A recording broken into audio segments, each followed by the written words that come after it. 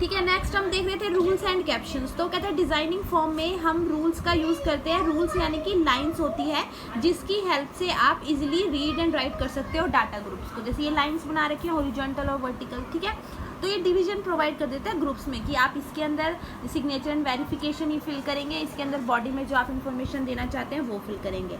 And caption क्या होते हैं? सिमिलर टू कॉलम हेडिंग, जिसमें वो आप information which you want to display आप इसमें राइट करते हो, ठीक है। उसके बाद होते हैं हर इन्फॉर्मेशन के लिए आपके पास स्पेस प्रोवाइड होती है ताकि आप इजीली राइट कर सको। तो आपके जो रूल्स एंड कैप्शंस है ना वो एक साथ वर्क करते हैं। रूल्स तो गाइड करता है एंड सेपरेट करता है, और आपके कैप्शंस गाइड एंड इंस्ट्रक्ट करते हैं। जैसे कि इस फिगर में देखिए, ये आपका फॉर्म है, ये आपका लाइन कैप्शन हो गया, ये आपका कैप्शन बिलो द लाइन हो गया इस लाइन के नीचे, ये आपके बॉक्स कैप्शन हो गए, ये वर्टिकल चेक ऑफ हो गए, वर्टिकल हो गए ना, और ये हॉरिजॉन्टल चेक ऑफ हो गए, ठीक है। नेक्स्ट कहता है बॉक्स डिज़ाइन।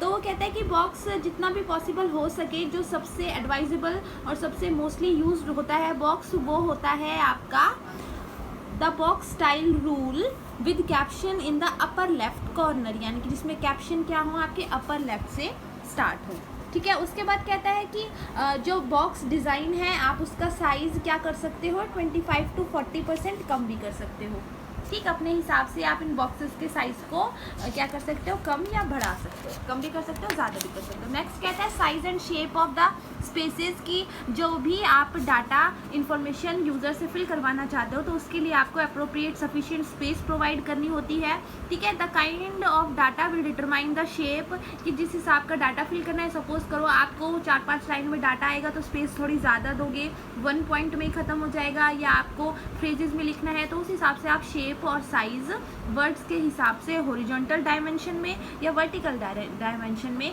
क्या करोगे, स्पेस प्रोवाइड करोगे। तो जनरली क्या होता है, हॉरिजॉन्टल डायरेक्शन में ज़्यादा स्पेस होती है और वर्टिकली कम होती है। जैसे ये बॉक्स नहीं है, हॉरिजॉन्टल लंबा है, वर्टिकली छोटा है, ठीक है।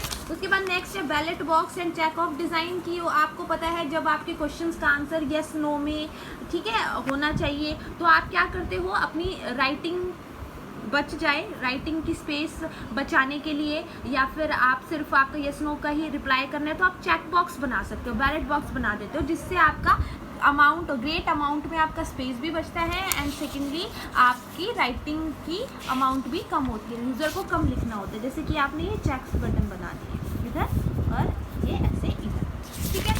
उसके बाद नेक्स्ट कहता है पेपर सिलेक्शन। वो कहते हैं कि आप पेपर सिलेक्शन भी डिफरेंट फॉर्म बनाते वक्त डिफरेंट टाइप के पेपर यूज़ कर सकते हो, प्रिंटेड पेपर यूज़ कर सकते हो, और ये जो पेपर होते हैं ये भी डिफरेंट कलर के, ग्रेड्स के और वेट के होते हैं, ठीक है। उसके बाद कहता है जो कलर्ड पेपर होते हैं और कलर्ड प्रिंटिंग होती है वाइट पेपर पे, वो आपकी कॉपी से अलग डिस्टिंग्विश होती है, यानी कि एक तो ओरिजिनल पेपर कॉपी होती है जो कलर्ड होती है, बाकी जो फोटो कॉपीज़ होती हैं वो आपके अलग कलर में होती है, ब्लैक एंड वाइट होती है, और उन्हें सॉर्ट करने में भी ईजी होता है। अब जैसे अगर आप एक रिम लाते हो पेपर वेट की तो उसमें 500 शीट्स होती हैं A4 साइज़ की, जो 17 बाई 22 इंच की होती है, और उनकी रेंज क्या होती है पैसों की, 4 पाउंड से लेकर 220 पाउंड। अगर आप क्या करते हो 500 शीट को क्वार्टर्स में, यानी कि 1/4 में आप उनको डिवाइड करते हो तो वो एक टाइपराइटर पेज बन जाता है जिसका साइज़ होता है 8.5 बाई 11 इंच, ठीक है।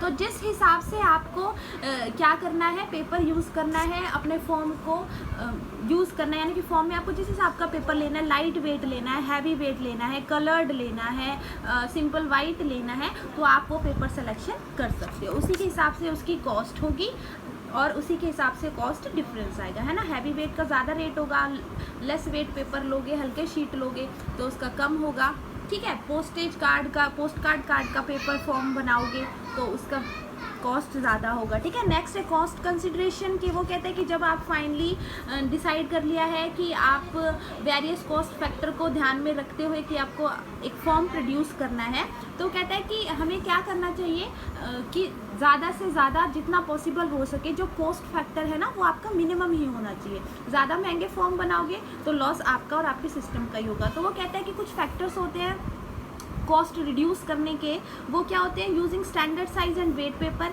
कि पेपर का वेट और साइज स्टैंडर्ड ही लो, ordering in larger quantities at a discount, large quantity यानी कि लार्ज अमाउंट में, ज़्यादा मात्रा में आप पेपर मंगवाओगे तो होता है ना, ज़्यादा चीज़ खरीदते हैं तो थोड़ा डिस्काउंट मिल जाता है। Discouraging the use of unnecessary colour, बिना बात के कलर का अगर जहाँ पे यूज़ नहीं है वहाँ पे मत करो, ठीक है। यूजिंग स्टैंडर्ड लोकेशन फॉर की caption and form title, form के टाइटल के लिए और कैप्शन के लिए जो भी स्टैंडर्ड फॉर्मेट है ना, स्टैंडर्ड जो लोकेशन है उन्हीं का यूज़ करो। इधर उधर अगर आप और उसको डेकोरेट करने के चक्कर में करोगे तो क्या होगा, आपका कॉस्ट बढ़ जाएगा। तो कहते हैं to design useful forms 4 guidelines for form design should be observe. तो एक अच्छा और बेहतर फॉर्म बनाने के लिए 4 गाइडलाइन दी गई हैं कि किस तरीके से हमें फॉर्म डिज़ाइन करना चाहिए। सबसे पहला है make forms easy to fill in, forms जितना हो सके ईजी बनाओ ताकि यूज़र ईजिली समझ सके, अंडरस्टैंड कर सके और उसे फिल कर सके। Ensure that forms meet the purpose for which they are design.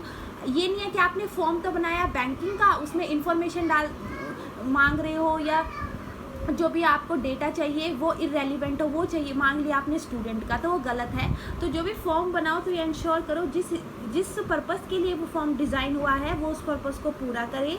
की फॉर्म अट्रैक्टिव, जहाँ तक हो सके उसे अट्रैक्टिव रखो।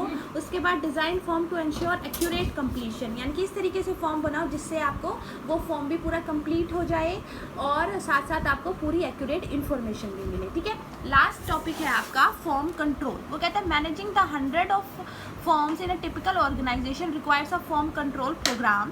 Form control is a procedure for, वो कहता है कि जब आपके पास एक ऑर्गेनाइजेशन में 100 में या थाउजेंड्स में आपके पास फॉर्म आता है तो उन्हें मैनेज करने के लिए भी आपको किसी प्रोग्राम की, किसी सिस्टम की ज़रूरत पड़ेगी। तो वो क्या होता है आपका फॉर्म्स कंट्रोल, कि आप कंट्रोल कैसे करोगे। तो वो कहता है फॉर्म कंट्रोल एक प्रोसीजर है जो कि क्या प्रोवाइड करता है आपको, improved and effective form. Second, reducing printing cost भी रिड्यूस करता है। नेक्स्ट है securing adequate stock at all the time, हमेशा उसके पास एडुकेट अमाउंट में इंफॉर्मेशन और स्टॉक रहता है, ठीक है। तो कहते हैं इसमें पहला स्टेप क्या है इस प्रोसीजर में, फॉर्म कंट्रोल करने के प्रोसीजर में पहला स्टेप क्या होता है कि आप क्या करो, जो भी किसी ऑर्गेनाइजेशन के में फॉर्म है ना उन्हें कलेक्ट करो, ग्रुप करो, इंडेक्स करो। स्टॉक एंड कंट्रोल, यानी कि एक तरीके के फॉर्म की सबसे पहले तो आप फॉर्म को इकट्ठा करो, एक तरीके के रिलेटेड फॉर्म को ग्रुप कर दो, फिर उनके इंडेक्स नंबर प्रोवाइड करो एंड देन उसको कंट्रोल करो। Each form is identified and classified by the function it performs, कि जिस हिसाब से वो फॉर्म के फंक्शंस हैं उस हिसाब से उन्हें आइडेंटिफाई करके आप ग्रुपिंग क्लासिफिकेशन कर देते हो। और एक बार जब क्लासिफिकेशन हो जाती है तो उसके बाद आपका form is easily evaluated by the data it requires. फिर आप उस फॉर्म को ईजिली उसका इवेल्युएशन कर सकते हो, उसका मूल्यांकन कर सकते हो कि किस हिसाब का डाटा उसे चाहिए, कहाँ वो यूज़ होगा, कितना उसे, how much it overlaps with other form, कितना वो दूसरे फॉर्म के साथ क्या कर रहा है ओवरलैप, यानी कि सेम डाटा उसके पास है, ठीक है। The object is to get rid of unnecessary forms and improve those forms that are necessary. तो इससे क्या होगा, जो अननेसेसरी फॉर्म्स होंगे ना वो तो उनसे आपको छुटकारा मिल जाएगा, यानी कि उन्हें तो आप हटा दो, रिजेक्ट कर दो, और वो फॉर्म्स आप रखो जो आपकी कंपनी के लिए, सिस्टम के लिए नेसेसरी है, जो परफॉर्मेंस, जिससे आपकी परफॉर्मेंस इंप्रूव होगी, ठीक है। इसके साथ ही आपका चैप्टर नंबर 9 कंप्लीट हो गया एंड यूनिट 3 भी कंप्लीट हो गया।